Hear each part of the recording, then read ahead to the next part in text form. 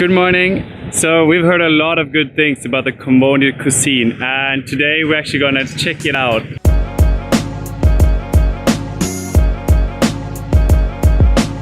So we're here at 11-1 Kitchen, and they have some decently priced lunch sets. You know what you're having? Yeah, probably the offer kind of, the veggie one. This is salad and a soup and rice. We actually heard that every dish in Cambodia comes with rice. Rice is apparently such an important part of the Cambodian diet, to such an extent that Cambodians actually greet each other by saying the phrase, let's see, Nyam bai how we know, which apparently means, have you eaten rice yet? It's a little funny. So we got our food now. This is a soup with potatoes, broccoli and mushroom. Rice, of course, super important. And then a veggie salad with some potatoes, some nuts, and cucumber, some other stuff. So it's a crepe salad. Yeah. So it looks delicious. I think this is also really typical for Cambodian food, that they kind of mix different temperatures and flavors. It's a sweet crab with a sour soup. Sour soup, yeah, and the rice is pretty neutral, I think, and this is so hot and it's cold. Do you actually mix the rice with the soup, or? I don't think so, but I don't know. I have no clue. Yeah, so I guess it's with the salad. It seems easiest. As well. How do you like it? Just had like 3 pieces of salad. It's quite nice. It's really good, I think. There's some nice oil on it. Yeah. That really gives it a nice flavor. Just try the rice alone, or I'm not sure, but the salad, really, really good. The rice, pretty rice. plain. Rice is rice, I guess. Oh, the soup is really peppery. Oh. A lot of pepper. I tried it was the soup nice. now. It was really nice. The soup is really good as well. I'm just not sure how you're supposed to eat all of this. If you should start with the salad or with the soup, or if you should mix it. So I guess for now we just eat and look it up later. Definitely. And then we see what we did wrong. Yeah.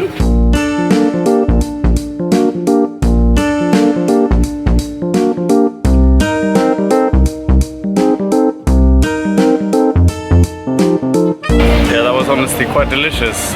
It didn't look like much, but it was actually really filling. It was really good actually, I loved it. Alright, so we got a little dessert as well. And apparently, we were told this is called tapai. Yeah, and I think it consists of rice and it's a mixture of sweet and sour. So we're gonna test this now. I'm actually excited. Made from rice. This seems to be a common thing to make dessert from rice actually. They have sticky rice, like mango flavored sticky rice in Thailand as well. It's actually quite nice. It's really warm. You can feel the rice, but it doesn't taste ricey. It tastes a little like coconut, doesn't it? Yeah, I was looking for the flavor, but coconut is actually quite right. Maybe they mix some coconut milk in there. Maybe the white stuff is coconut milk? Maybe. Oh yeah, I didn't think about it. Yeah. It's like, it just tastes like a berry. I just can't remember the name of which berry, unfortunately. So we think it actually tastes a little bit like gooseberry. We looked it up. Yeah. Nice. I never tried gooseberry before, so yeah? I'm definitely the wrong person to ask. So that was our Khmer lunch. We'll see you at dinner. So we're ready for dinner now. We're here outside Evergreen. It's a vegetarian place who serves a lot of more Khmer dishes, and we're excited to try it out. This is a gem for Julia, at least, and other vegetarians. But I'm sure I'm gonna enjoy it as well. So we got some what I think is tea. Cozy. So reminds me of Myanmar actually. So Julia got her meal?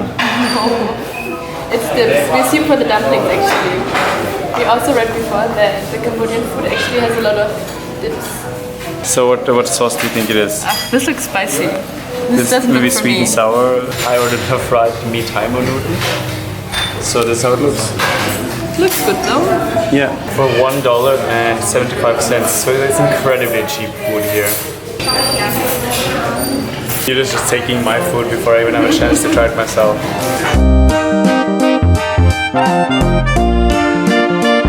We got a second dish. This is the stir-fried Khmer noodles with lemon.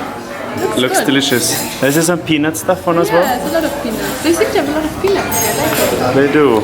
It reminds me a little bit of pad thai as in Thailand, but so we were excited to try this as well. So Khmer is the largest ethnic group here in Cambodia. So when we say Khmer dishes, it's basically just dishes based on that ethnic group. Just so you know. So this is our last dish, taro dumplings. Yep. I'm not quite sure what taro is. We looked it up in the internet. It looks a little like potato, but I'm gonna try. Here they are, and I think that's why we got the dips as well. I like that. It's good. What do you think? What's your verdict? Really good. Really good. Red is too spicy for you, yeah? Yeah, but the red sauce definitely too spicy for me. So yeah, that was the end of dinner. We now had 2 typical Cambodian meals, and what do you think overall? It's really good. I'm surprised. It was so nice, like to have something else for once than the Thai dishes. I also think it was really tasty, and I think it's definitely recommended. And I think for the rest of our stay, we're gonna try to eat a little bit more of it, definitely. Yeah. Guys, the journey continues tomorrow.